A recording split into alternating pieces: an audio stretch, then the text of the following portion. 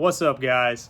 Welcome back to my channel, The Man Welding, and today I want to talk about something that is very personal and very difficult for me to talk about, but I've decided that I'm just going to put it out there and I'm going to tell the story and, maybe it'll help somebody to hear it. So anyways, guys, what I'm about to get into is probably the dumbest thing I've ever done.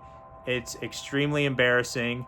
And trust me when I say I have been made fun of and ridiculed about this to no end. So after I tell this story, trust me, you're going to feel some type of way about what I did. And you'll probably be laughing at how stupid I was. And if you want to talk shit in the comments, feel free. Trust me, I've heard it all. So guys, what am I talking about? I'm talking about the time that I shot myself in the face with a potato cannon. Ooh, man, that stings to even say it, but it's true, guys.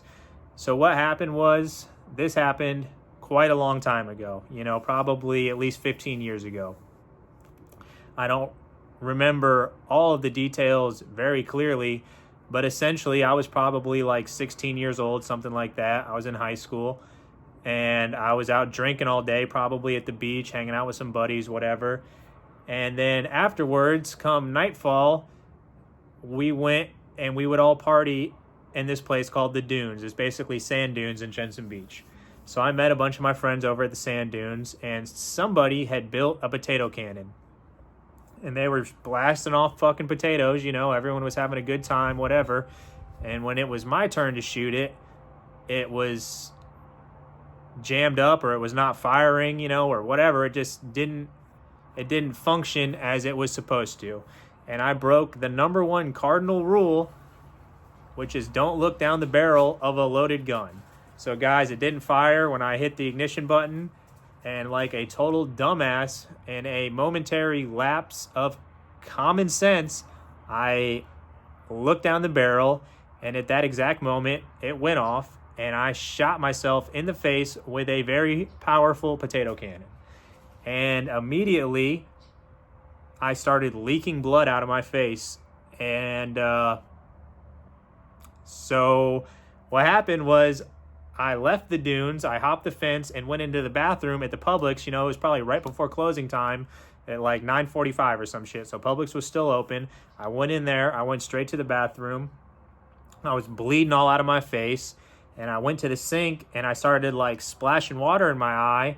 And then I would hold my hand over my right eye, the one that I didn't shoot myself in. And I realized that I could not see anything out of my left eye. I was essentially blinded. And at the time, I figured it was probably temporary from like a flashbang effect and just the overall blunt force trauma that I just inflicted. So anyways, I leave the Publix bathroom. And my car's parked there in the Publix parking lot, and I give my car keys to one of my friends, and he basically drives me home. And I get home, and I walk in the front door, and I tell my mom, Mom, I just did something incredibly stupid. I fucking shot myself in the face with a potato cannon, and I'm all fucked up. She's like freaking out. So I basically just go and hop in the shower. And during that time that I'm in the shower, my eye, swole shut. I had this really bad black eye and it was all swollen shut. So I get out of the shower. My mom's like, okay, we need to take you to the hospital. So anyways, guys, my mom takes me to the hospital that night, and I'm all drunk. I'm fucked up. And, that was that. They basically told me I had broken a few bones in my face and that I had done some pretty irreversible trauma to my eye, but there wasn't really much they could do for me. So they just, gave me some whatever painkillers probably and sent me on my way. And this, like I said, was during a time when I was in high school, ridiculed mercilessly because of just what low-hanging fruit the situation was to make fun of, right? I mean, there's just no other way to put it. It was stupid, and people made fun of me, right? I heard every, name in the book, any fucking, witty thing somebody can think of, I've heard it. And, I did my best not to let that stuff like really get to me, but the reality is deep down it probably did get to me. But what are you going to do, right? You can't change what happened, so you just have to deal with it. And that's what I did, right? I just basically dealt with it. Now, guys, as time went on, as the years went on, I just basically went on with my life and put it behind me. But what I could not put behind me was the fact that I had really affected my vision in that eye. Now, ultimately, I learned that that situation caused me to have what is known as a traumatic cataract or a trauma-induced cataract. And what that means is because of the blunt force trauma, it allowed a cataract to form in that eye. And over time, the cataract just got bigger and bigger and bigger as the years went on, and my vision just got worse and worse and worse, to the point where by the time I started welding school when I was 25 years old, I was essentially blind in that left eye. And it was just one of those things. I didn't really like talking about it. I didn't really tell many people about it, but it affected me, guys. I'm sure most of you can't relate, but having severe vision loss, it really affects the quality of your life. And it really affected the quality of my life. You know, I was able to just basically accept it and move on. But as time went on and as that vision loss got worse and worse and worse, it really took its toll on me emotionally.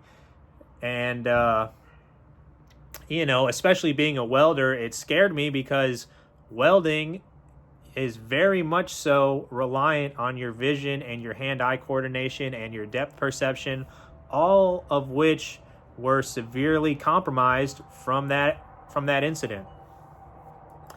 Now, guys, by the time I was like 29 or 30, my vision was so bad that I couldn't even see my hand a few inches from my face. Like, I was absolutely completely blind in that left eye. And then I would start to, so not only could I not see, it really affected my ability to like drive, especially at night. And even like when I was walking the dog at night, I would get double vision really bad. So like any type of lights at night, I would just get really bad double vision.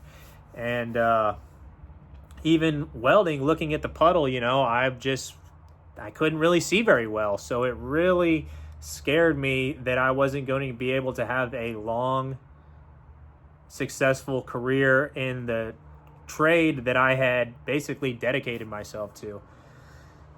So anyways, time went on. Like I say, I had basically just accepted it for what it was.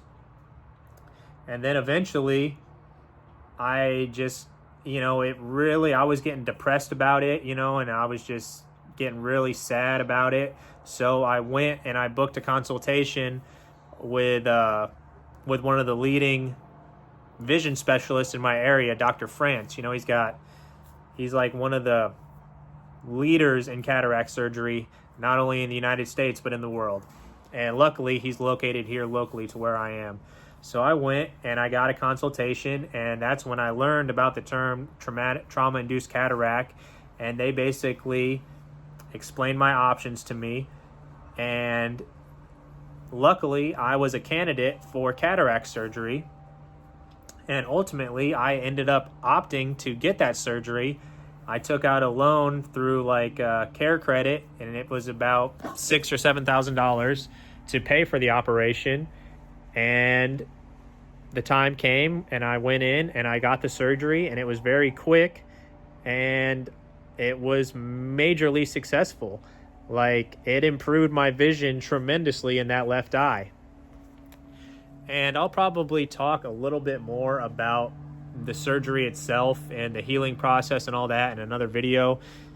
But essentially, guys, the cataract surgery, they cut open my eye, took out the damaged lens, and replaced it with a new lens.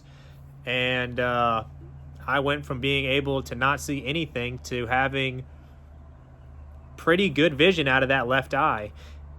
Now, you know, things are still blurry and I can't really make out a lot of details up close and far away, but it is such a gigantic step forward from what it was before I had the surgery. And, There's a few reasons why I wanted to make this video and talk about this specifically. One is just to kind of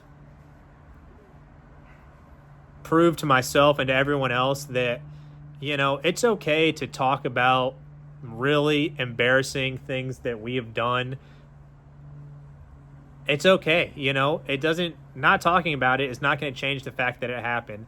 And the reality is, and I've learned this just from starting to make YouTube videos here recently, is that people really tend to appreciate when I make these videos and I speak honestly about events in my life, and I'm vulnerable, and it's really been awesome to see the response that people in the comments have to say about these videos that I'm making.